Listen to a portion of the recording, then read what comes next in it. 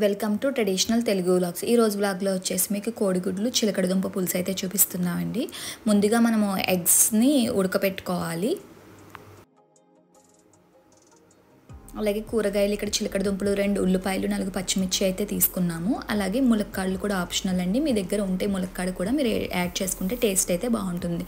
So ముందుగా మనము ఎగ్స్ని అయితే ఉడకపెట్టుకుని అవి చల్లారిన తర్వాత ఎగ్స్ని అయితే మనము పీల్ చేసేసుకుంటాం కదండి. ఇప్పుడు అలాగే ఒక నిమ్మకాయ సైజ్ అంతా చింతపండుని కూడా నానబెట్టుకోవాలి. ఇక్కడ మనము ఆనియన్స్, చిలకడదుంపలు ఇవన్నీ కూడా మొత్తం తాలింపు ఐటమ్స్ ఇవన్నీ కూడా ప్లేట్లో అరేంజ్ చేసుకున్నామండి. ఇప్పుడు ఒక వెజల్ తీసుకుని ఇందులో 3 to 4 టేబుల్ స్పూన్ ఆయిల్ అయితే యాడ్ చేసుకోవాలి. ఆయిల్ కొంచెం హీట్ అయిన తర్వాత ఇందులో చిటికెడు పసుపు వేసుకుని ఫస్ట్ ఎగ్స్ అయితే వేయించుకోవాలండి. ఎగ్స్ మనకి light yellow and brown colour వస్తాయి కదా, అవి కొంచెం వేగిన తర్వాత మనము ఎగ్స్ని సెపరేట్ చేసేసుకుంటాము. ఎగ్స్ని సెపరేట్ బౌల్లోకి తీసుకోవాలి.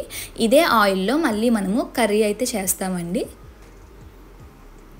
ఇప్పుడు తాలింపు మెంతులు యాడ్ చేస్తున్నాము. ఏ పులుసులోకైనా మెంతులు అనేవి యాడ్ చేస్తే టేస్ట్ బాగుంటుందండి. జీలకర్ర, పచ్చిమిర్చి, ఎండుమిర్చి, ఆవాలు దంచి పెట్టుకున్న వెల్లుల్లి కూడా యాడ్ చేసుకుని ఫస్ట్ తాలింపు అయితే ఫ్రై చేసుకోవాలి.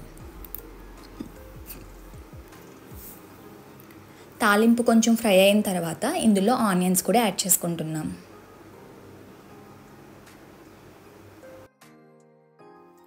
టేస్ట్కి సరిపడినంత సాల్ట్ అయితే యాడ్ చేసుకోవాలండి. సాల్ట్, కారం కూడా యాడ్ చేసుకోవాలి. మీరు కొంచెం స్పైసీ కావాలంటే కొంచెం ఎక్కువ యాడ్ చేసుకోవచ్చు. కారం, చిటికెడు పసుపును కూడా యాడ్ చేసుకుంటున్నాం. యాడ్ చేసుకుని బాగా మిక్స్ చేసుకోవాలి. ఉల్లిపాయ అంతా బాగా మగ్గాలండి.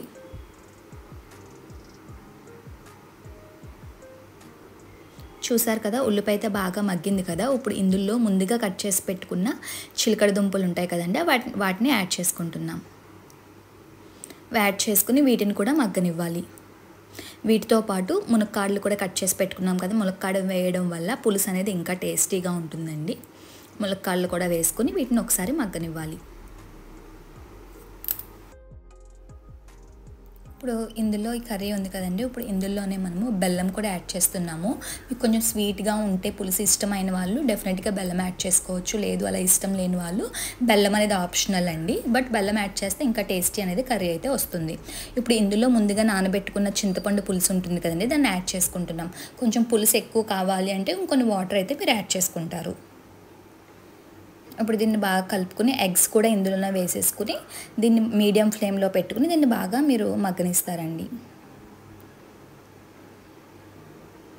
చూస్తున్నారు కదా, మనకి ఆయిల్ అంతా కూడా పైకి తేరే వరకు మనము కుక్ చేసుకుంటే మనకి ఈ కర్రీ అనేది రెడీ అయిందండి. ఇప్పుడు ఫ్లేమ్ ఆఫ్ చేసుకుంటే చూస్తున్నారు కదా, కోడిగుడ్లు చిలకడదుంప పులుసు అయితే రెడీ అయింది. మీరు ఎప్పుడు ట్రై చేయకపోతే కనుక డెఫినెట్గా ట్రై చేయండి. ఒకవేళ ట్రై చేస్తే కామెంట్ సెక్షన్లో కామెంట్ చేయండి. Thanks for watching.